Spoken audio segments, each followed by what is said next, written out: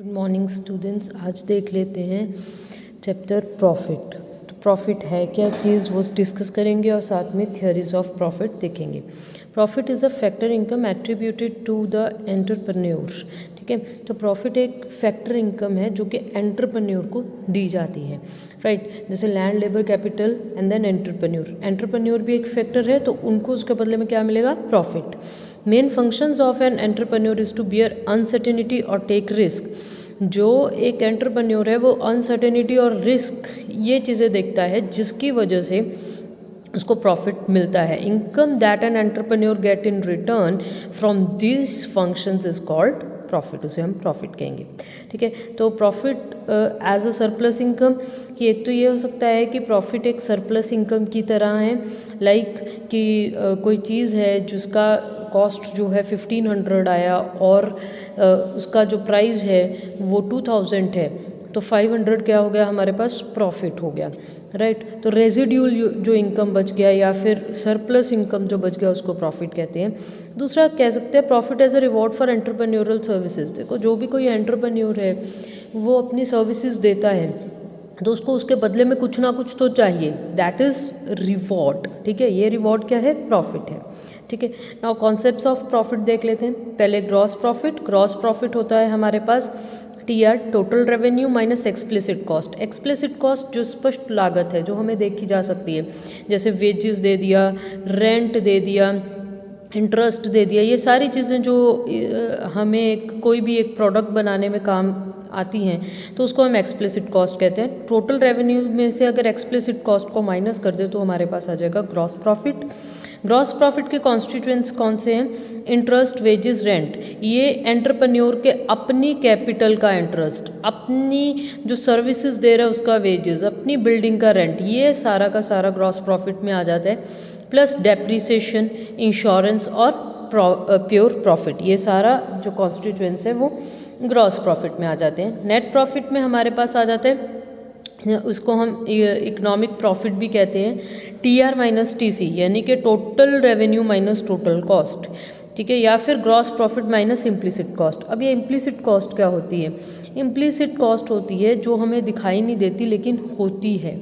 Like ये सारा का सारा जैसे इंटरेस्ट, वेजेस, रेंट एंटरप्रेन्योर के अपनी कैपिटल पे, अपनी सर्विसेज पे, अपनी जो है बिल्डिंग पे, वो सारा इम्प्लिसिट कॉस्ट आ जाता है। उसको अगर ग्रॉस प्रॉफिट में से इनको माइनस कर दे तो हमारे पास नेट प्रॉफिट आ जाएगा। ठीक है, तो इसके कॉन्स्टिट्यूएंट्स क्या हैं? रिवॉर्ड फॉर रिस्क, जो एक एंटरप्रेन्योर रिस्क लेता है जिसकी वजह से उसको नेट प्रॉफिट होता है। अनसर्टेनिटी, क्योंकि मार्केट बहुत अनसर्टेन होती है तो उस अनसर्टेनिटी की वजह से भी जो है प्रॉफिट होता है। एबिलिटी ऑफ द एंटरप्रेन्योर, हो सकता है एक एबिलिटी हो एंटरप्रेन्योर में कुछ चीज़ों को नया बनाने की, इनोवेट करने की या बेचने की स्किल हो जिसकी वजह से उसको प्रॉफिट मिलता है। मोनोपोली गेंस भी हो सकते हैं। विंडफॉल गेंस यानी कि एकदम से गेंस, जैसे पिछले साल की बात कहूँ या इस साल की बात कहूँ, सर्दी एकदम से पड़ गई तो सर्दी का कपड़ा जो है ज़्यादा बिका तो वो विंडफॉल गेंस में आ जाते हैं। रिवॉर्ड फॉर इनोवेशंस, इनोवेशंस के लिए भी रिवॉर्ड हो सकता है। Now difference between gross profit and net profit. Wide term जो हमारे पास ग्रॉस प्रॉफिट होगा वो वाइड टर्म होगा, नेट प्रॉफिट जो है थोड़ा नैरो टर्म होगा। ठीक है, so net profit is not earned in perfect competition. Net profit जो है वो परफेक्ट कंपटीशन में नहीं होता है, उसमें सिर्फ ग्रॉस प्रॉफिट ही होता है। इम्प्लिसिट कॉस्ट, इम्प्लिसिट कॉस्ट जो है ग्रॉस प्रॉफिट में होती है, नेट प्रॉफिट में नहीं होती है। जो रियल लॉस लिया जाता है वो TR माइनस TC लिया जाता है, यानी कि वो एक तरीके से हम अगर बात करें तो ग्रॉस प्रॉफिट के अकॉर्डिंगली नहीं, नेट प्रॉफिट के अकॉर्डिंगली रियल लॉस जो है वो लिया जाता है।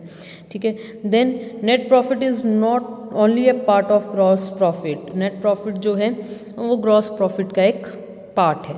राइट, देख लेते हैं डज प्रॉफिट एंटर एंटरप्राइज। इसमें जो है दो बातें हैं, कुछ इकोनॉमिस्ट कहते हैं यस प्रॉफिट जो है प्राइस में एंटर करता है, यानी कि प्रॉफिट पहले से ही प्राइस का पार्ट होता है। कुछ कहते हैं नहीं, ये रेजिडुअल इनकम है, ये एक तरीके का सरप्लस है कि पहले जो है मार्केट में कोई चीज़ बना के बेची जाती है, उसका जो प्राइस मिलता है TR माइनस TC होएगा तो हमें प्रॉफिट का पता लगता है। अब इसमें दो चीज़ें हैं, cost and normal profits.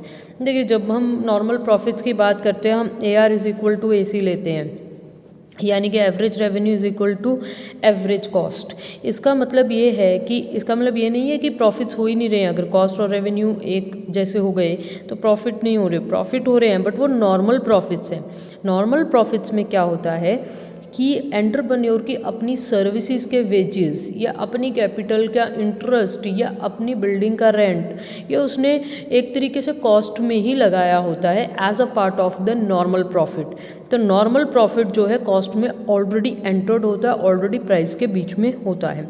Cost and super normal profits ये तब अराइज होता है जब मार्केट में प्राइजेस बढ़ते हैं, that means AR is greater than AC। ठीक है, जब हमारे पास प्राइस बड़ा होगा कॉस्ट कम होगा, ठीक है, उस टाइम पे हमें सुपर नॉर्मल प्रॉफिट्स मिलते हैं। And then theories of profit हम देख लेते हैं। सबसे पहले डायनेमिक थ्योरी ऑफ प्रॉफिट, ये JB क्लार्क ने दी है। तो ये कहते हैं कि स्टैटिक कंडीशंस की वजह से कोई भी प्रॉफिट नहीं होता है। स्टैटिक कंडीशंस होती हैं कि एक जैसी ही कंडीशंस रहे, डायनेमिक कंडीशंस की वजह से प्रॉफिट राइज होते हैं, यानी कि जो चेंजेस होते हैं इकोनॉमी में, चेंजेस की वजह से प्रॉफिट्स होते हैं। तो he said comparative static situations जो है वो फाउंड की जा सकती है। 5 तरीके के चेंजेस इसमें आते हैं। पॉपुलेशन चेंज, पॉपुलेशन बढ़ गया तो डिमांड बढ़ जाएगी, पॉपुलेशन कम हो गया तो डिमांड कम हो जाएगी। Pattern of demand, pattern of demand change हो सकती है, जैसे कि अब लोग जो है मिठाइयों से ज़्यादा बेकरी को प्रेफर कर रहे हैं, ठीक है, तो ये pattern of demand has been changed. Technique of production, technique जो है वो चेंज हो सकती है प्रोड्यूस करने की, कॉस्ट कम हो सकती है, उससे कॉस्ट बढ़ भी सकती है, हो सकता है टेक्निक महंगी हो, राइट। क्वांटिटी ऑफ कैपिटल, तो जो कैपिटल है वो उसका क्वांटिटी चेंज हो सकता है।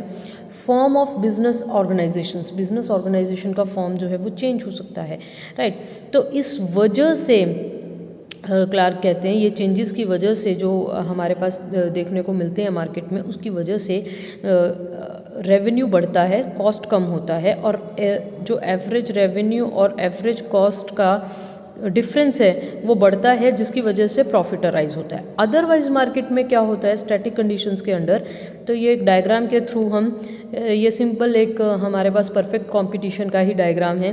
This is AR/MR, this is MC, so this is equilibrium point, यहाँ यहीं पे AC है, तो ये रहा हमारे पास प्राइस एंड क्वांटिटी, ठीक है। तो यहाँ पे क्या है कि this is a normal profits, ठीक है, जो स्टैटिक कंडीशंस हैं वो हमारे पास नॉर्मल प्रॉफिट्स ही लेके आते हैं। जब लेकिन चेंजेस होते हैं, डायनामिक कंडीशंस होती हैं, तो ही प्रॉफिट्स अराइज होते हैं। Let's see the criticism. Anticipated changes are those which can be foreseen. अब जिन चेंजेस के बारे में बात की है JB क्लार्क ने, वो फोर्सी किए जा सकते हैं, देखे जा सकते हैं, एंटीसिपेट किए जा सकते हैं, पहले से ही मैं जान सकती हूँ कि ये चेंजेस हो सकते हैं, और जो चेंजेस देखे जा सकते हैं उनको इंश्योर किया जा सकता है, राइट। तो वो उनको हम डायनामिक थ्योरी के अंडर नहीं लेके आ सकते। Then uncertain changes can not be predicted. तो अगर हम कहते हैं कि कुछ ऐसे चेंजेस हैं जिनको प्रिडिक्ट ही नहीं किया जा सकता, उसके लिए फिर हम डायनामिक थ्योरी की जगह uncertainty theory is much better, right. उसके बाद नेक्स्ट थियरी है इनोवेशन थियरी ऑफ प्रॉफिट। तो यहाँ पे शूमपीटर, प्रोफेसर शूमपीटर ने ये थियरी दी है। So all inventions which reduce cost of production and AR be increased. जो भी इन्वेंशंस है जिनसे कॉस्ट कम हो और रेवेन्यू बढ़ जाए, ठीक है, तो इन दोनों का AC और AR का जो है ज़्यादा से ज़्यादा डिफरेंस बढ़ जाए, उसको हम इनोवेशन कहेंगे। तो 5 तरह की इनोवेशंस हो सकती है। नया प्रोडक्ट मार्केट में आ जाए, नया मेथड ऑफ प्रोडक्शन आ जाए, नई मार्केट आ जाए, नया सोर्स ऑफ रॉ मटेरियल हो जाए, या फिर reorganization of an industry, industry ही पूरी की पूरी तरीके से चेंज हो जाए। तो ये 5 तरीके के इनोवेशंस जो हैं शूमपीटर ने कहे हैं। जैसे उसने एक एग्जांपल लेके भी बात की कि फॉर एग्जांपल आज की डेट में हम बात करें कि कोई ऐसी कार बना दी जाए जिसमें पेट्रोल डलवाने की ज़रूरत ही ना हो। तो ऐसा अगर कुछ इनोवेशन होता है तो उस इनोवेशन से बहुत ज़्यादा बेनिफिट होगा एंटरप्रेन्योर्स को, और उनको उसको बहुत सारे पैसे मिलेंगे, ठीक है, मतलब AR बहुत बढ़ जाएगा। लेकिन शुम्पीटर ये भी कहता है कि धीरे धीरे जब एक इनोवेशन होती है तो बाकी के भी मार्केट में आ जाएंगे, बाकी फर्म्स आ जाएंगी और सप्लाई इतनी ज़्यादा बढ़ जाएगी और ये प्रॉफिट जो है इनोवेशन की वजह से जो प्रॉफिट था वो ख़त्म एक टाइम पे हो जाएगा, राइट। सो अब शुम्पीटर की थ्योरी का जो इनोवेशन थ्योरी है इसका क्रिटिसिज्म देख लेते हैं। No importance to uncertainty, uncertainty के बारे में कोई बात नहीं की। No importance to risk, ignore other factors. देखिए प्रॉफिट की जो थ्योरीज है उसमें सबसे बड़ी बात यह है कि जिस भी इकोनॉमिस्ट ने जो एक वर्ड लिया है उसी वर्ड के इर्द गिर्द सारी थ्योरी दी है। अगर इनोवेशन की बात की है तो सिर्फ इनोवेशन की बात की है। अनसर्टेनिटी, रिस्क या और बहुत सारे फैक्टर्स होते हैं कि क्या हमारे पास रॉ मटेरियल है, क्या हमारे पास जो है कैपिटल है, वो सारे फैक्टर्स इग्नोर करके सिर्फ एक फैक्टर के बारे में बात की है, that is innovation, right. Next theory देख लेते हैं, risk theory of profit. Risk theory of profit में हमारे पास जो है ये FB हॉले ने दी है, एंटरप्राइज एंड प्रोडक्टिव प्रोसेस उनकी बुक है, उसमें इन्होंने लिखी है। तो मेन उन्होंने 4 तरीके के जो है रिस्क दिए हैं। सो रिस्क जो है वो replacement risk, risk proper, uncertainty, obsolescence, ठीक है। तो इसमें क्या है कि रिप्लेसमेंट रिस्क जैसे कि डेप्रीशिएट हो जाती है कोई भी चीज़ तो उसको रिप्लेस करने का रिस्क है।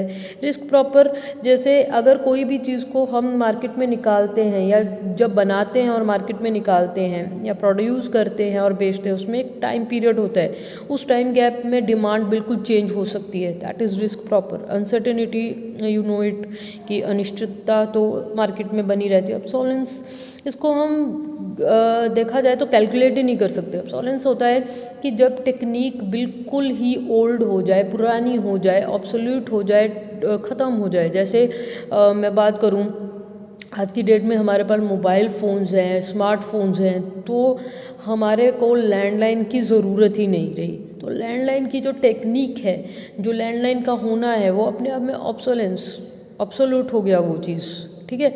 तो उसको भी हम कैलकुलेट नहीं कर सकते। तो ये रिस्क्स रहते हैं और इन रिस्क्स को जो एक एंटरप्रेन्योर लेता है उसी को ही बेनिफिट होता है।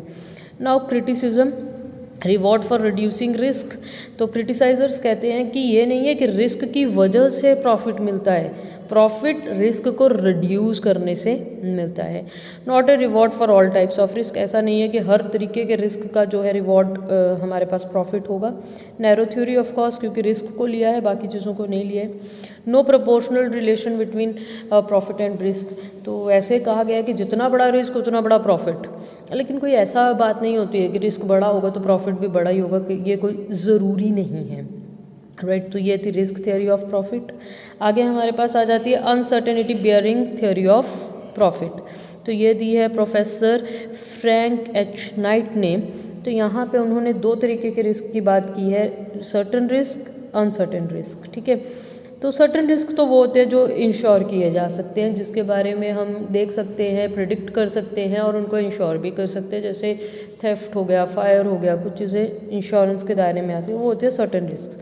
अनसर्टेन रिस्क होते हैं जैसे मार्केट कंडीशंस, आपने कोई प्रोडक्ट बनाया, मार्केट कंडीशंस ही चेंज हो गई, उसका डिमांड ही चेंज हो गया, ठीक है, वो हो गया एक तरीके का अनसर्टेन रिस्क, कि जो प्रोडक्ट बनाया उसका अब कोई डिमांड ही नहीं है।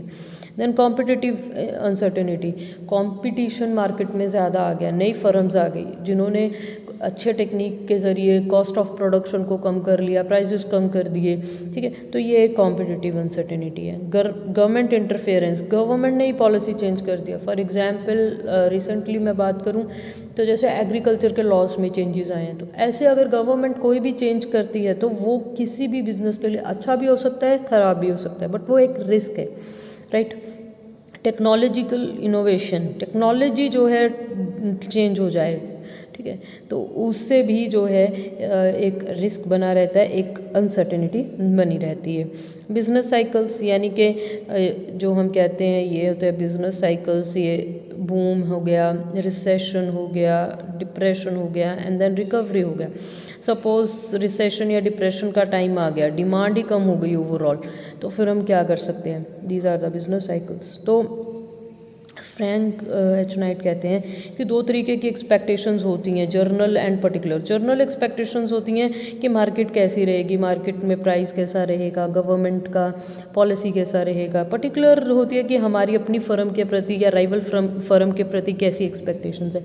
इन एक्सपेक्टेशंस के ज़रिए ही हम जो है कोई भी बिज़नेस करते हैं कि आने वाले टाइम में अच्छा होगा, लेकिन इन्हीं के ज़रिए हमारे पास अनसर्टेनिटी भी आती है। ठीक है, तो अब देख लेते हैं इसका criticism. Other factors ignored, uncertainty के अलावा सारे फैक्टर्स इग्नोर किए हैं। अनरियलिस्टिक अजम्पशन, यहाँ पे प्रोफेसर फ्रैंक नाइट ने ये बोला है कि जो एक एंटरप्रेन्योर है वो अनसर्टेनिटी को बियर करता है, इस वजह से उसको प्रॉफिट मिलता है। लेकिन सिर्फ अनसर्टेनिटी नहीं है, बाकी चीज़ें भी, बाकी फैक्टर्स ऑफ प्रोडक्शन भी very important, like capital is also very important, availability of capital, may be availability of raw material, तो वो चीज़ें जो हैं मिसिंग है। वेग थ्योरी, ऑफ कोर्स इट्स वेग थ्योरी, और ऐसा जो है क्रिटिसाइजर्स अक्सर ही कहते हैं, क्योंकि जो भी एक थ्योरी दी जाती है वो किसी एक पर्टिकुलर चीज़ को लेके दी जाती है, तो बाकी चीज़ें जो हैं उसमें कांस्टेंट रखी जाती हैं। तो जब बाकी चीज़ें कांस्टेंट रखी जाती हैं तो अपने आप ही वो वेग थ्योरी है, क्योंकि बाकी चीज़ों को नहीं लिया। No application in case of joint stock companies. Joint stock companies में क्या होता है कि जो भी डिसीज़न लिए जाते हैं वो एक एंटरप्रेन्योर नहीं ले रहा होता है, बल्कि वहाँ पे क्या है, एक सीईओ जो है अपॉइंट किया होता है, या फिर और लोग अपॉइंट किए होते हैं हायरार्की में, जिनके थ्रू वो डिसीजंस लेते हैं और प्रॉफिट्स भी गेन करते हैं। तो मेनली जो है एक एंटरप्रेन्योर डिसीज़न नहीं ले रहा है, ना ही एंटरप्रेन्योर जो है अनसर्टेनिटी बियर कर रहा है। बेसिकली हेयर कैपिटलिस्ट एक अलग है और एंटरप्रेन्योर एक अलग है। सो यहाँ पे जॉइंट स्टॉक कंपनीज में हम इसकी एप्लीकेशन को नहीं ले सकते हैं। Then uncertainty is not a separate factor of production. तो प्रोफेसर नाइट हमें जो बात कर रहे हैं वो इस तरीके से बात कर रहे हैं कि अनसर्टेनिटी एक तरीके से जैसे लैंड, लेबर, कैपिटल, एंटरप्रेन्योर है, ऐसे फिफ्थ एक फैक्टर ऑफ प्रोडक्शन है uncertainty. You will take the uncertainty into the business and you will get the profits, but it's not a separate factor of production, it's entirely different thing. ठीक है, profit के लिए uncertainty होती है, but ऐसा नहीं है कि अनसर्टेनिटी को आप एक लेबर की तरह एम्प्लॉय कर रहे हैं और you will get profit out of it, right. So that was the criticism of uncertainty bearing theory of profit. तो आज प्रॉफिट का लेक्चर इतना ही। Thank you very much.